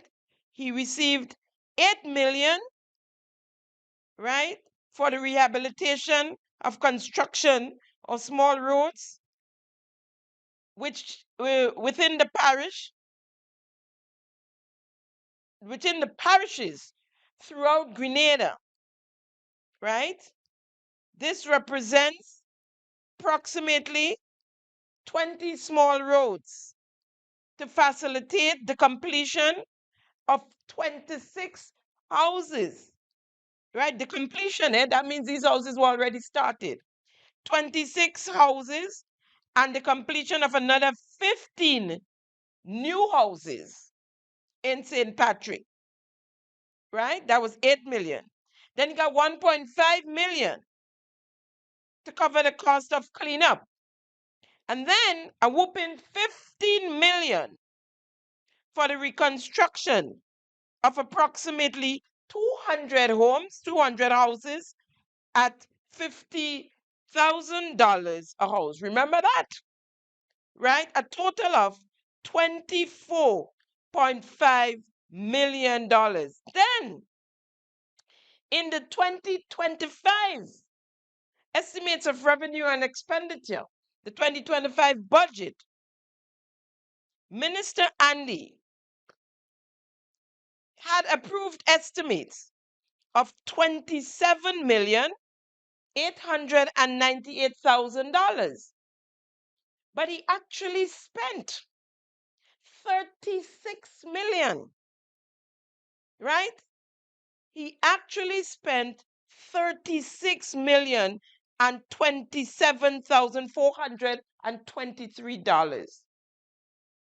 All that was monies given to Minister Andy Williams, right? What say you, Prime Minister? Where are these monies? If it walks like a duck, it quacks like a duck. It is a duck, right? Now, before I leave, it will be remiss of me not to touch on the Age of Civil Legal Responsibility Amendment Bill 2025. That was supposed to go for all stages as per the order paper today, Thursday, the 24th, July 2025, all stages. There is an uneasement amongst a wide cross section of persons on island, although most of them chose to remain silent. The leader of His Majesty's opposition and civil society spoke out on the bill. Here is the leader of the opposition, His Majesty opposition, Honorable Emmeline Pear. Under no circumstances will the opposition join with the government tomorrow to support the passage of a bill to amend the age for civil legal responsibility from 18 to 16 years, and in some cases to give the minister authority for a 12-year-old to be able to make certain decisions without the consent of a parent. We believe that this bill has far-reaching implications, and it requires public discourse, public engagement, engagement with stakeholders. Therefore, we have called on the government, we've engaged the government side to present this bill for first reading only, so as to allow all stakeholders to be part of this conversation. We are hoping that the government decides not to proceed with the passage of this bill tomorrow. Now, sometime yesterday evening, a Government of Grenada press release came out stating that the bill will be up for only its first reading. I applaud the efforts of the leader of His Majesty's opposition and opposition leader, Emmeline Pear, but with all due respect, ma'am, that bill has to be removed from the order paper altogether. We want to hear about no other readings. No and no further engagement needed. And as for the dishonest little man who posting, trying to justify that bill, I will deal with you and whoever else with all your lies. The Spotlight Initiative has nothing to do with that bill. Nothing to do with that bill. And to those of you pedophiles who think it's okay to pass a bill like that in this country, it's not going to happen that easily.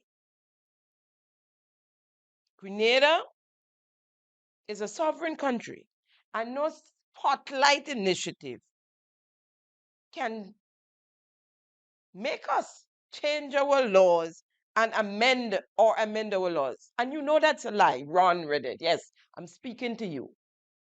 It has nothing to do with Spotlight Initiatives. That's your way of trying to say that the former administration is responsible. But it's not true. It's a lie. But we know there's nothing but dishonesty comes from you. Never a word of truth come from your mouth. And you dishonest, you cheat. You're allowed to do so, really. No, let me see if I can read to you before we really do wrap up a little piece of this Age of Civil Legal Responsibility Amendment Bill 2025, explanatory notes. This bill seeks to amend the Age of Civil Legal Responsibility Act, Chapter 4A, the Principal Act, to vest full legal capacity in minors aged 16 years or older to consent to any sexual or reproductive health treatment, including diagnostic procedures, without the need for the consent of the minor's parents or guardians, and to provide for related matters. The bill contains 3 clauses. Clause 1, provides for the short title of the act for which this is the bill. Clause 2, provides for an amendment to Section 2 of the Principal Act to insert a definition of the term minister. Clause 3, provides for the insertion of a new section 4A in the Principal Act to vest full legal capacity in minors ages 16 years old or to consent to any sexual or reproductive health treatment, including diagnostic procedures, without the need for the consent of the minor's parents or guardians. This new Section 4A also permits the minister to make an order vesting legal capacity in minors aged 12 to 16 years to consent a specific sexual or reproductive health treatments, including diagnostic procedures, without the need for the consent of the minor's parents or guardians, the subject to such conditions or restrictions as the minister may impose. So the minister would have the authority to make the decision for your child, your 12-year-old, your 13-year-old, and not you. This is what was supposed to table this today. But they push back a little. But we would make sure they push right back, right in, and remove it altogether from the other paper. Folks, that's a wrap on today's episode of Simon Says. It's always a pleasure conversing with you, trying to keep them honest. Thank you for viewing another episode of Simon Says, where facts come first. I'm your host, Jenny Simon. See you next week, same time, same place. Bye now. Thank you for tuning in to Simon Says. To ensure that you never miss an episode, click subscribe and make sure to turn on the notifications by clicking on the notification bell icon. See you at the next episode.